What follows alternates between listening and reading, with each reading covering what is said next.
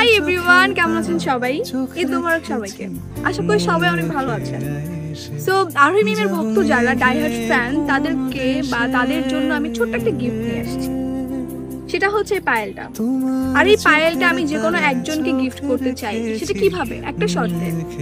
আপনারা নিশ্চয়ই জানেন যে চিলেকোঠার ঘর নামে আমার একটা নাটক রিলিজ হয়েছে রাবিট এন্টারটেইনমেন্ট। সো যারা যারা চিলেকোঠার ঘর দেখেননি এখনো তারা দেখে আসুন।